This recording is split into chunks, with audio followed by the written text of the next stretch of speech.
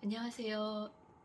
뼈와 림프까지 암이 전이되어 유방암 4기 진단을 받은 그럼에도 감사한, 그래서 그럼에도 행복한 지윤입니다.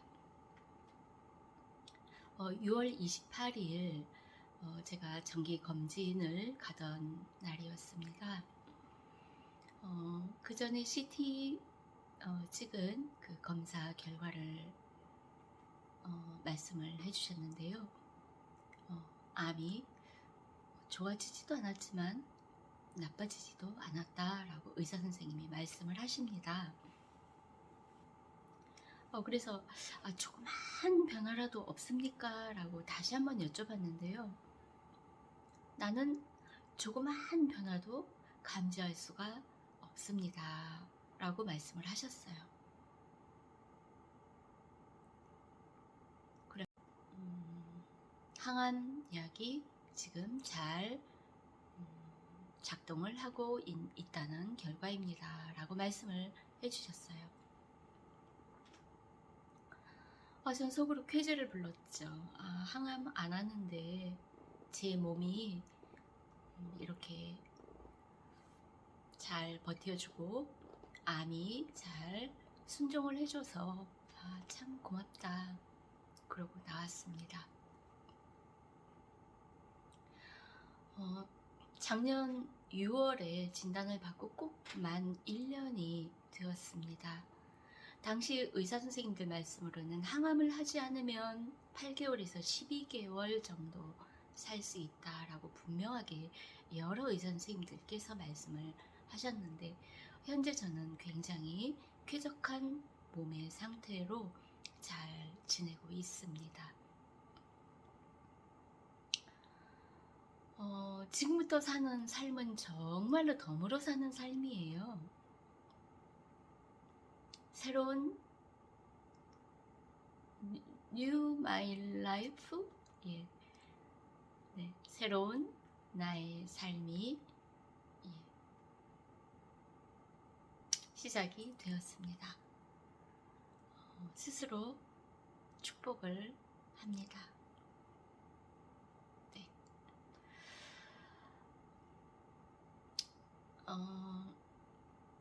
지금까지 제가 암과 더불어 1년을 지내면서 변한 점이 있다면요. 암 진단을 받기 전에는 그닥 먹고 자고 숨쉬고 하는 거에 대해서 신경을 안 쓰고 그냥 막 지냈다는 거. 그런데 암 진단을 받은 이후에는 먹고 자고 숨쉬는 거에 대해서 신경을 썼다는 것. 그 차이가 제 몸에 지금 현재 암은 그대로 갖고 있겠으나 건강한 암 이외의 건강한 다른 부위의 제 몸의 상태는 훨씬 많이 좋아졌다는 거죠. 오히려 암으로 인해서 건강한 세포가 더 건강해졌다는 얘기입니다. 그러니 암이 고맙지 않을 수 없지요. 네.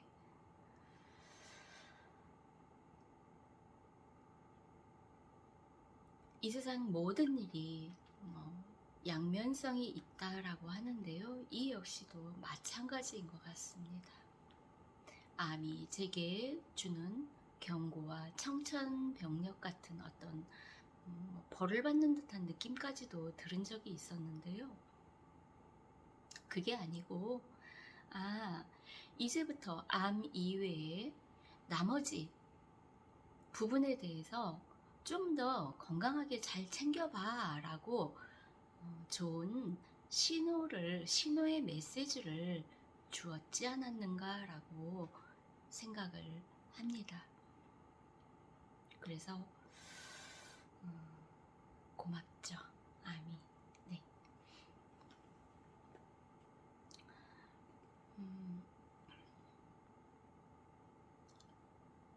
암에 대한 공부를 하면서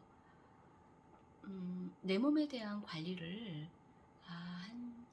크게 한 4가지로 분류를 해서 관리가 되었구나 라고 정리가 되었습니다. 그게 뭐냐면 먹고 자고, 또 체온을 높이는 것, 산소를 공급해 주는 것, 숨 쉬는 것, 네, 요 4가지입니다. 제일 중요한 4가지, 먹고 자고, 온도를 올려주고, 숨쉬기, 산소를 잘 넣어주는 것. 이 4가지가 우리 몸의 대사, 몸이 돌아가도록 하는데 굉장히 중요한 핵심적인 전부라고 말할 수가 있는 거죠. 그래서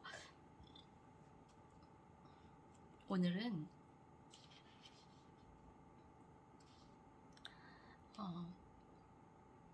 이 4가지에 대해서 여러분께 한번 공유를 해보면 어떻겠나 싶어서 정리를 해보았습니다.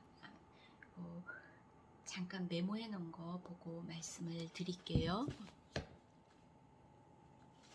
먹고 자고, 체온을 올리고,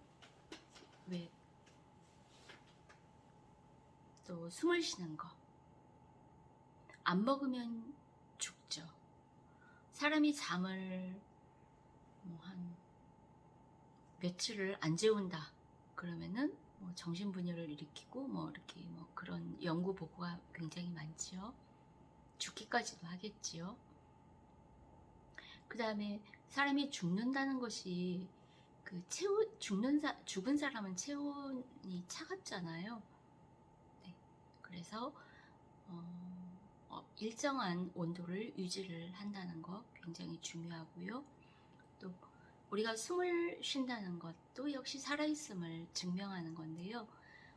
얼마나 숨을 안 쉬면 산소가 안 들어가니까 사람이 당연히 죽겠죠. 그래서 먹고 자고 온도와 산소, 이게 굉장히 중요하다 여겨집니다. 자, 먹는 거에 대해서는요, 저는 현미밥을 먹어왔습니다. 100% 현미밥이에요.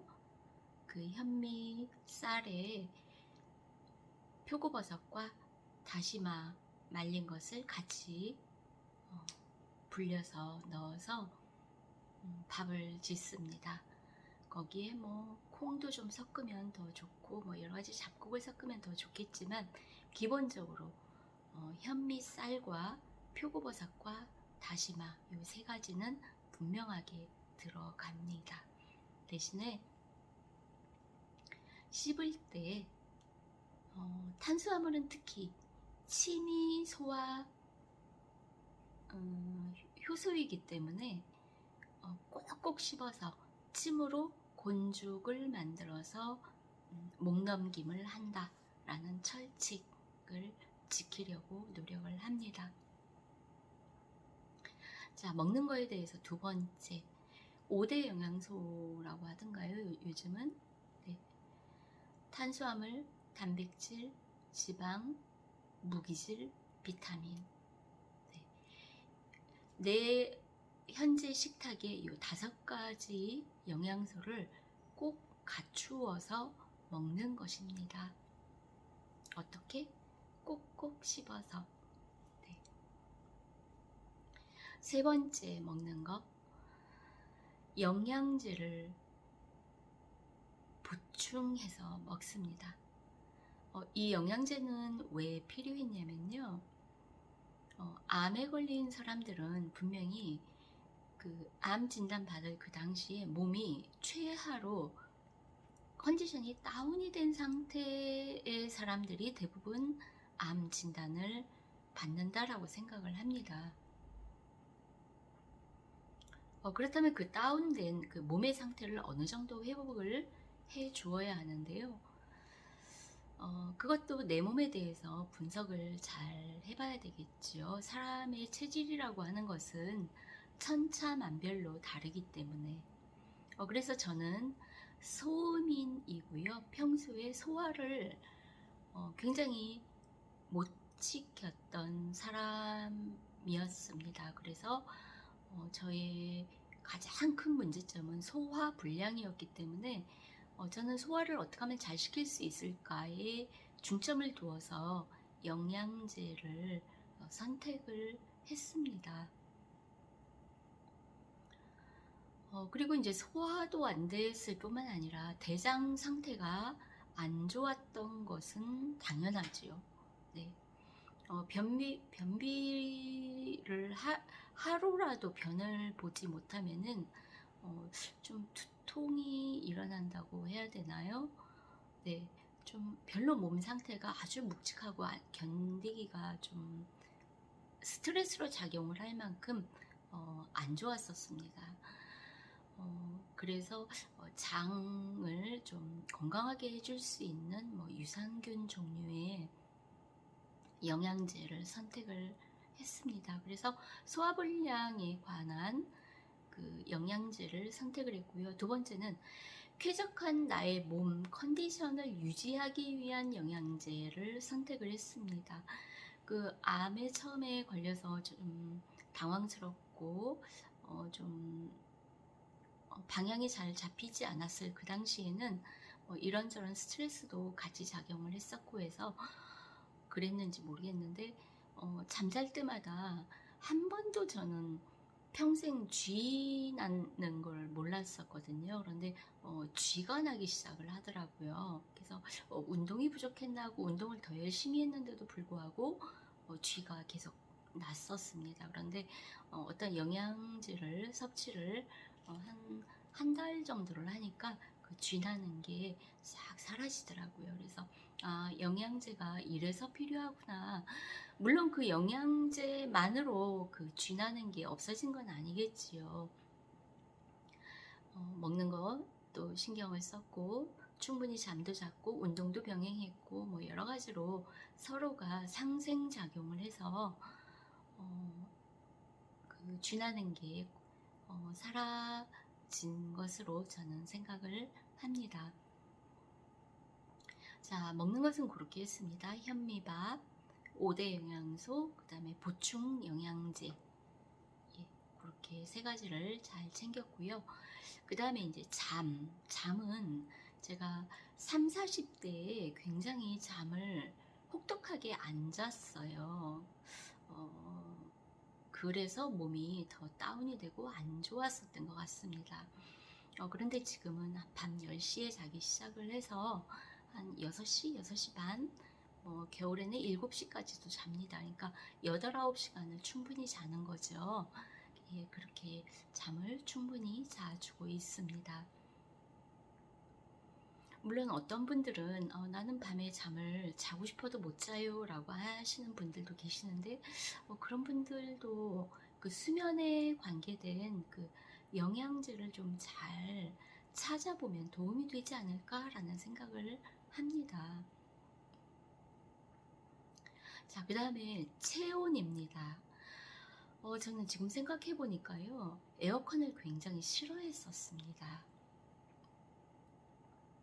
그래서 그 어떤 버스를 타든가 하면은 에어컨을 항상 껐어요. 네.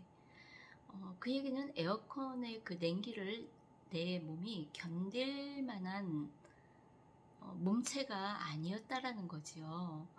예, 지금 돌이켜 생각해 보니까 그렇습니다. 그래서 그 작년 10월 말 11월 초부터 이렇게 욕조 목욕을 했습니다. 아주 뜨거운 물을 받아서 1시간 정도 아침 저녁으로 욕조 목욕을 빠짐없이 하루도 빠짐없이 했고요. 올 3월부터는 하루에 한 번 정도 욕조 목욕을 합니다. 그래서 요즘 이제 코로나 때문에 매일 체온 체크를 하는데요. 제가 작년 그 욕조 목욕을 하면서부터 그 제 체온을 쟀는데 그때 당시에는 36.8도, 36.7도 가까스로 막 그렇게 목욕을 하고 나와도 그 정도 그 온도가 나오는 거예요. 그러다가 요즘은 체온을 재면은 물론 날씨도 따뜻해지기는 했지만 37.1도까지 계속 유지를 하고 있습니다. 그렇게 목욕을 하면서 같이 꾸준히 병행했던 게 커피 관장이었습니다.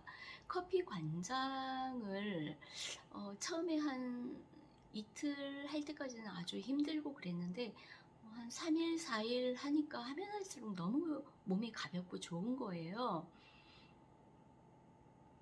물론 커피 관장의 목적 자체는 담즙 분비가 잘 되도록 하는 그 담즙 분비를 도와주는 그런 목적이라고는 하는데 저는 그거는 잘 모르겠고요. 몸 안에서 일어나는 거니까. 분명히 좋은 것은 이 장이 굉장히 쾌적한 느낌을 받아요. 아침에 기본적인 변을 보고 나서 그 다음에 커피 관장을 하거든요. 그러면은 그 직장의 그 겉에 붙어있던 그 잔변이 확 빠져나오는데 그 빠져나온 다음에 몸이 아주 가뿐한 걸 느껴요. 그래서 지금까지 좀 커피 관장을 안 하면 좀 걱정 아닌 걱정이죠. 큰 문제는 없는데 하고 싶어지는 그런 중독성 있는 저한테는 굉장히 좋은 커피 관장입니다. 물론 체질에 따라서 어떤 분들은 커피 관장을 하면 몸이 굉장히 안 좋다 그런 분들이 계세요. 그런 분들은 시도를 한 서너 번, 대여섯 번 하다가 정 안 되시면 안 해야 되겠죠. 그런데 그런 분들도 좀 오히려 장 상태가 너무 안 좋아서 그런 느낌이 나는 건 아닐까? 저는 그런 생각까지도 해봅니다. 좀 요령이 부족해서 그런 건 아닐까라는 생각을 하는데요. 체질과도 또 관계도 있겠지요. 그래서 어쨌건 저는 이 커피 관장을 하니까 전에 처음에 암 진단 받아서 체력이 굉장히 저하가 되는 한 10월경에 작년 10월경에 뼈까지 전이가 되었기 때문에 몸 전체적으로 전신이 별로 안 좋았어요. 이렇게 우리한 느낌? 전신이 그랬거든요. 근데 커피 관장을 하면서 그런 느낌이 사라졌어요. 그래서 뼈전이는 그 뼈 통증이 굉장히 심하다고 하는데 어떤 분 말에 의하면 특히 뼈전이 되신 분들은 커피 관장을 시도해볼 필요가 있다. 그 통증이 훨씬 경감이 된다라고 하는 그런 정보를 듣고 저도 시작을 한 건데요.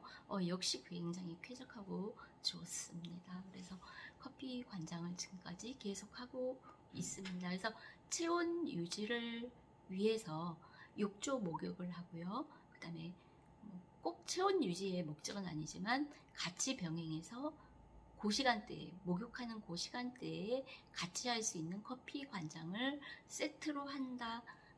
그렇게 해왔다라는 말씀 드립니다. 그 다음에 이제 먹고 자고 체온, 그 다음에 산소. 산소 공급은 굉장히 중요한가 봐요. 암 걸리기 전에는 산소 이런 거에 전혀 관심도 없었죠. 그냥 숨 잘 쉬고 살았구나 라고 생각을 했는데 전혀 그게 아니었어요. 그걸 어떻게 알았냐면은 암 진단 받고 혈액 검사 결과지를 보니까 CO2 그 수치가 있더라고요. 이산화탄소 수치. 그런데 정상 수치가 22에서 29예요. 그런데 제가 그때 처음에 암 진단 받았을 때 29%더라고요.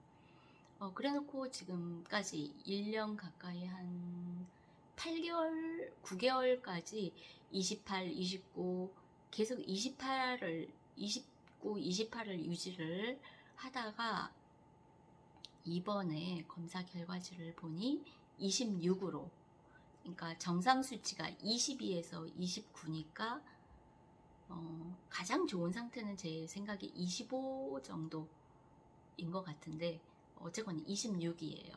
그래서 그 이산화탄소가 29배는 너무 많았다는 거잖아요. 그래서 운동을 열심히 했더니 산소가 내 몸속에 이렇게 네, 그러니까 이산화탄소가 줄어들었구나 라는 그런 생각이 들더라고요.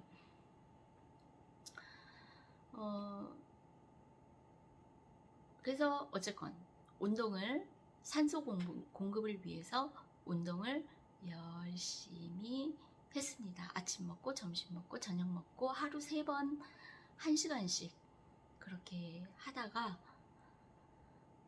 3월부터는 제가 이제 일을 해야 했었기 때문에 아침에만 하고요. 그 다음에 때에 따라서는 이제 저녁 먹고 그렇게 하루에 1번 내지 2번 운동을 해왔습니다. 하루도 빠짐없이요.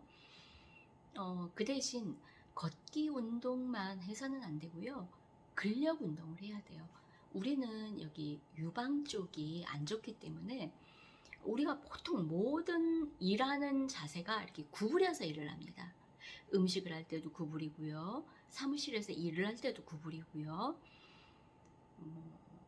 우리 보통 모든 일이라는 게 이렇게 약간 어깨가 엉거주춤해서 이렇게 구부려서 일을 하는데요. 운동은 이거를 펴주는 거라고 저는 생각을 합니다.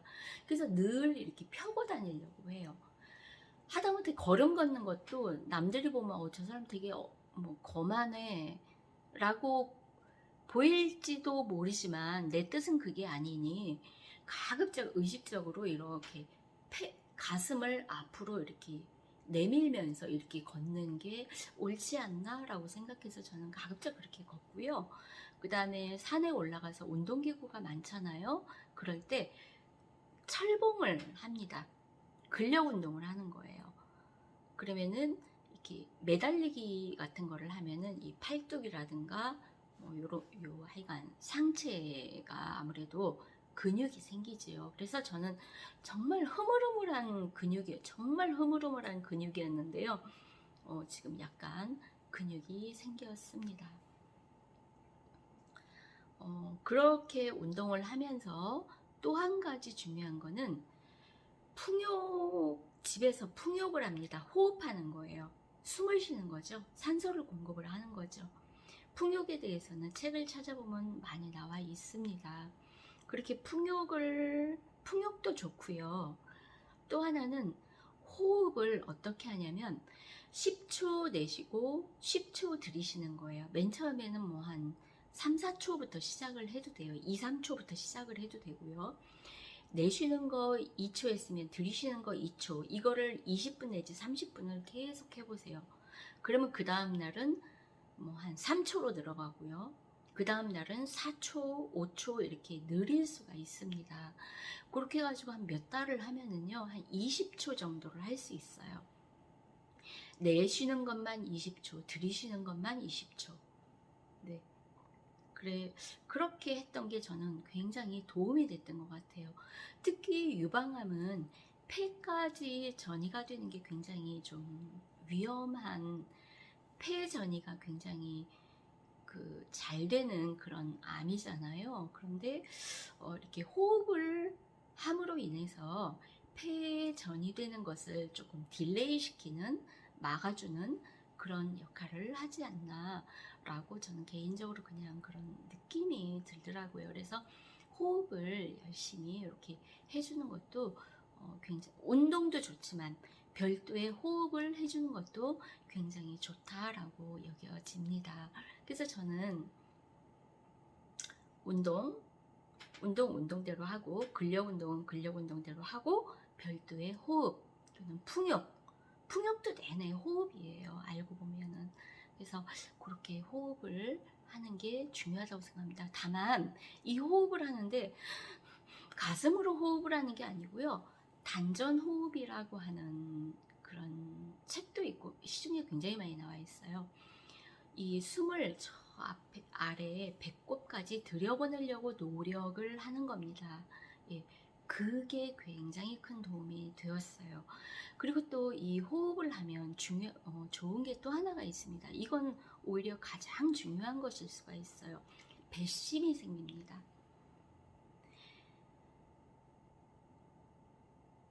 배심이 생겨요. 예, 그게 가장 적절한 표현인 것 같아요. 배심이 생기면요, 없던 용기도 생기고요, 마음의 안정감도 생기고요, 불안했던 마음을 빨리 추스릴 수 있는 그런 힘도 생겨요. 그래서 저는 이 호흡이 굉장히 중요한 거라고 생각을 합니다. 네. 이 호흡은 제가 한 20, 30대 때에도 늘 관심을 갖고 이렇게 있었던 부분이었는데다가 호흡을 저는 암 진단 받기 한 2년 전부터 우연한 기회에 그냥 호흡이라는 걸 시작을 했어요.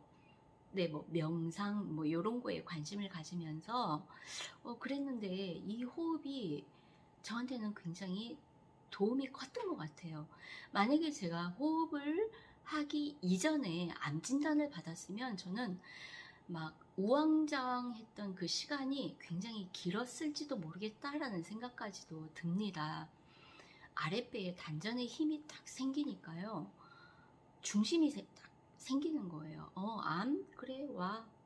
내가 잘 대처해주지. 뭐 이런 아주 뭐 없던 용기가 확 생기는데, 이 호흡은 보통 건강한 사람들도 평소에 해 놓으면 우리가 인생 살면서 닥치는 많은 시련이나 어려움들을 아주 담대하게 헤쳐나갈 수 있는 그런 힘의 원동력, 네, 뭐 그런 거를 마련할 수 있는 거라고 저는 생각이 들었습니다. 그래서 이 호흡은요, 우리 암 환자는 정말 필수적으로 해야 하는 거라고 저는 생각을 합니다.